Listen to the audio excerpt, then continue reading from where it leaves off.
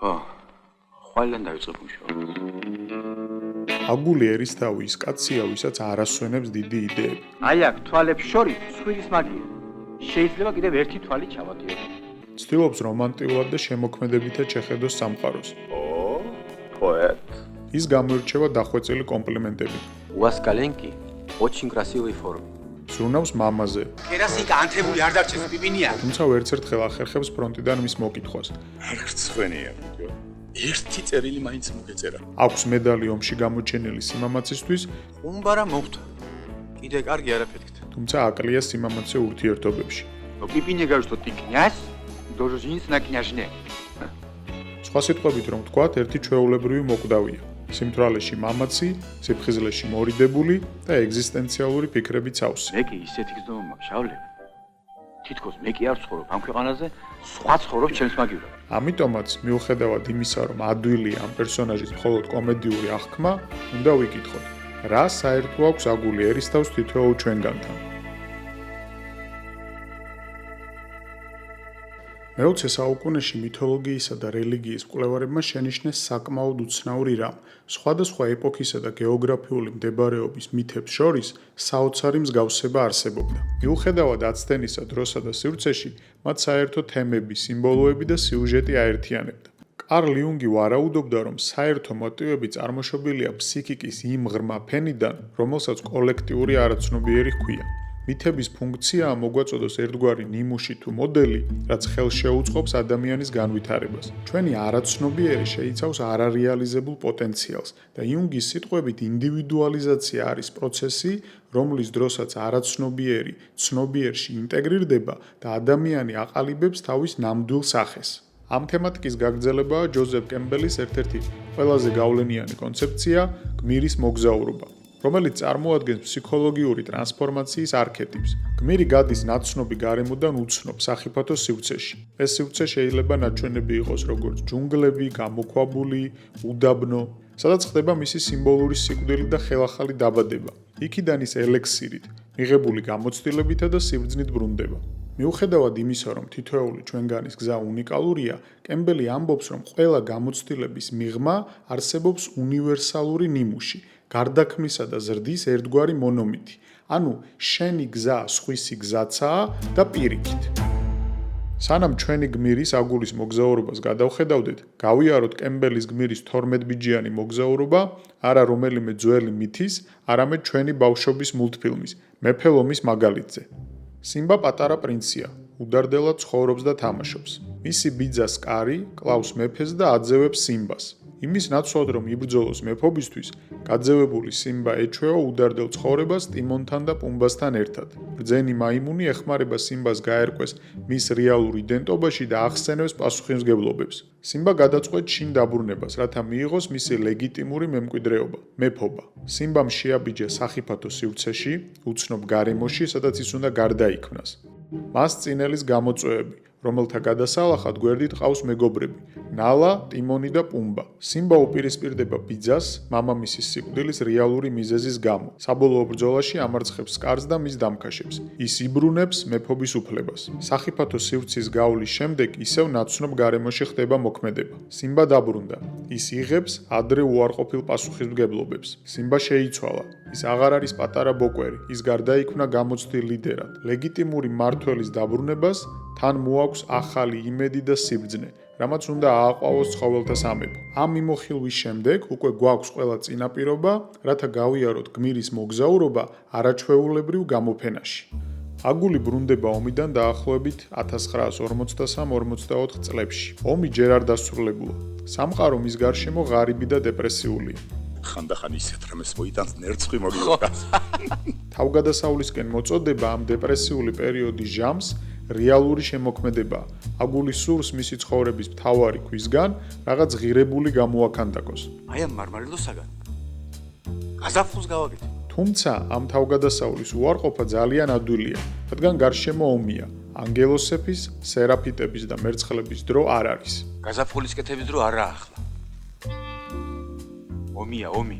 აგული ჩაეშვება მატერიალურ ცხოვრებაში და ღირებული შემოქმედების ნაცვლად აკეთებს ისეთ ძეგლებს, როგორიცაა ჭედელი სავლე, ძეგლი ინვალიდთა დამხმარე კომისიის დაკვეთით, ჟორჟიკას ძეგლი, პლატონის ძეგლი.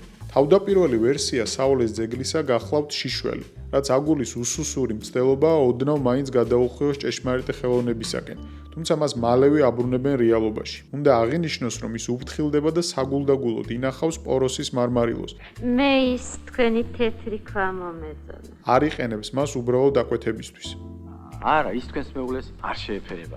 ამ პერიოდში ის ასევე შეირთავს ცოლს და თავის წულს შეიტანს ომის შემდგომ ბეიბი ბუმში. გახდება მამა 4 თეთრი და 1 შავი ბეიბი ბუმერის. მიუხედავად იმისა, რომ ომი უკვე დასრულდა და ცხოვრება დაალაგდა, აგულის ერთი შეხედვით აღარაფერი ახსოვს არც რეალურ შემოქმედებაზე და არც გაზაფხულზე, მანამ, სანამ მის ცხოვრებაში მენტორი არ გამოჩნდება. გმირის მოგზაურობაში მენტორი შეიძლება იყოს როგორც ბრძენი მოხუცი ან ზებუნებრივი არსება, ასევე შინაგანი ხმა ან რაღაც საგანი, მაგალითად რუკა, წიგნი ან ნებისმიერი სიმბოლური წყარო, რომელიც გზას უჩვენებს გმირს.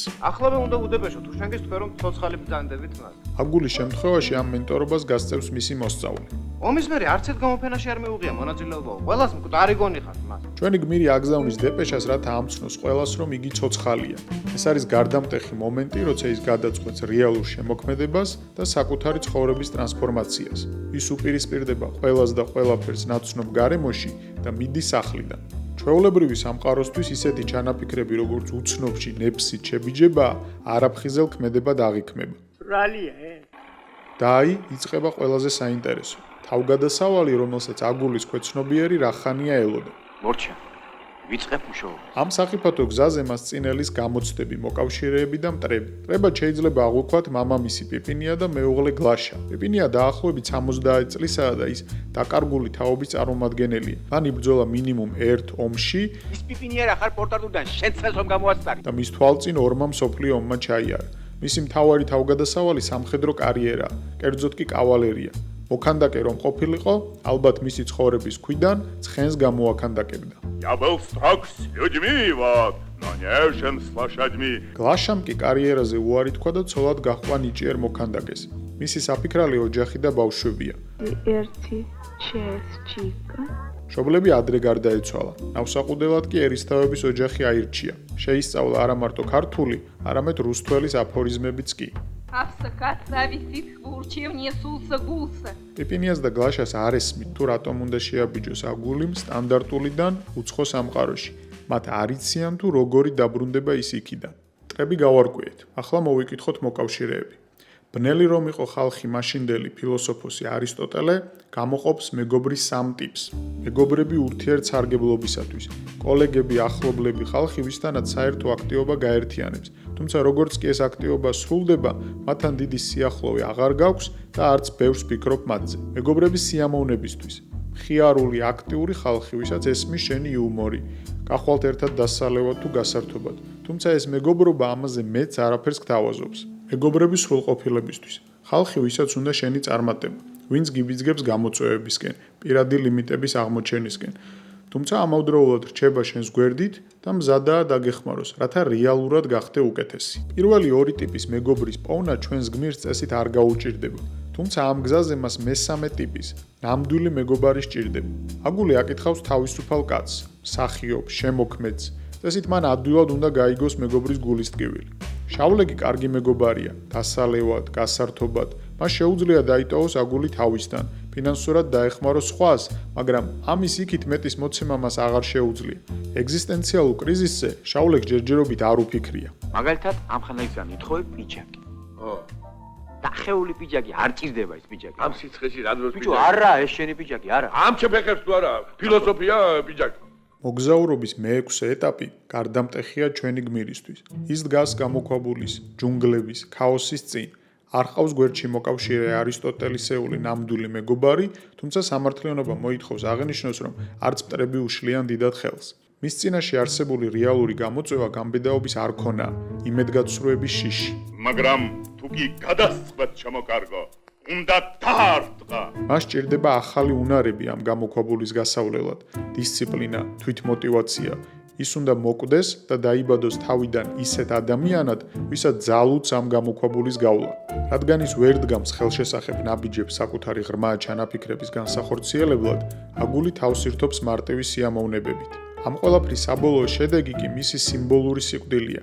მას გალახავენ და იგი ბრუნდება ნაცნობ, უსაფრთხო გარემოში. აგულის შინ დაბრუნება ერთგვარი ალუზია უძღების შვილის დაბრუნებასთან. თავის დაბანვის სცენა კი განწმენდა იმ ავი არასტანდარტული ფიქრებისგან, რამაც ის ჩვეულებრივ სამყაროს დააშორა. ეს მისი ხელახალი დაბადებაა, ოღონდ არა ტრანსფორმირებული ვერსიის, არამედ იმ კაცის, რომელიც თავგადასავლის დაწყებამდე იყო, რომელიც გამოწრთობილია მშრალი ქანდაკებების კეთებაში. ის დაბრუნდა შინ ხელცარიელი, ყველანაირი ელექსირის გარეშე. აგულის მოგზაურობა წყდება შუა თავგადასავლის დროს. ამ სცენის მერე ისეთი შეგრძნებაა, რომ ის აღარც არის ფილმის მთავარი გმირი. ტრანსფორმაციის ნაცვლად ფოკუსი გადადის სხვა პერსონაჟებზე, სტანდარტულ ცხოვრებისეულ მოვლენებზე, ქეიფსა და კლასელების შეკრებაზე. აგულიმ ვერ გაიარა ის გამოცდები, რომელთა ბოლოსაც ალბათ მისი რეალური შემოქმედების გამოფენა უნდა გვეხილა. ნაცვლად ამისა, ფილმის დასასრულს ხელოვნებისგან დაცელი ქანდაკებები და ძეგლებია ნაჩვენები, რომელთა ერთადერთი შემფასებელი მისი მეუღლეა.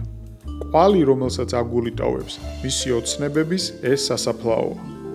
მიუხედავად იმისა, რომ ეს ისტორია არ არის წარმატებული, აგული არის ადამიანი, ვისი თანაგრძნობაც ადვილია, რადგან თითოეულ ჩვენგანში არის აგული ერისთავი მცირე თუ დიდი დოზით, რადგან ყველას გვაქვს ნაადრევად შეწყვეტილი ან სულაც არ დაწყებული მოგზაურობები და ვიცით, როგორი რთულია საკუთარი შიშებისა და კომპლექსების გადალახვა. მაგრამ უნდა გვახსოვდეს, რომ ცხოვრება გმირის მოგზაურობათა უწყვეტი სერიაა. ისევ და ისევ იქნება ახალ-ახალი მოწოდებები თავგადასავლისკენ. ამ თავგადასავლებზე დათანხმება და მათი უარყოფა, შესაბამისი მარცხი თუ შანსი იმისა, რომ გამოქვაბული ბოლომდე გაიარო და იქიდან ელექსირით დაბრუნდე. ეს ფილმი გვაჩვენებს, რომ პირადი ბედნიერების მიღწევა გაცილებით ქაოტური და რთული გზაა, ვიდრე დასაწყისში წარმოგვედგინა. თუმცა, ხაზგასმულია ისიც, რომ სიმბოლური სიკვდილი ზოგადად თავგადასავლებზე უარის თქმა და დანებებაა. ის, რასაც აგული ფილმის ბოლო სცენაში აკეთებს, არის ტრაგიკული დასასრული ამ კომედიური ფილმისა. ჩემი მასწავლებლის დაჩუქარი ქვა, მინდა ვაჩუქო ჩემს მოწაფეს. ის იხსნის პასუხისმგებლობებს, ნებდება, რეალურ შემოქმედებას კი საკუთარ მოსწავლეს გადაულოცავს. თუ აქამდე მოხვედი, ალბათ არ იყო ურიგო ვიდეო, ასე რომ კარგი იქნება თუ მოიწონებ. მივესალმები არხის გამოწერასაც, რადგან როგორც აგულის არც მე მაწყენდა მორიგი მოკავშირე YouTube ჯუნგლებში. მადლობა ყურადღებისთვის. წარმატებები თითოეულ თქვენგანს, პატარა თუ დიდ მოგზაურობებში.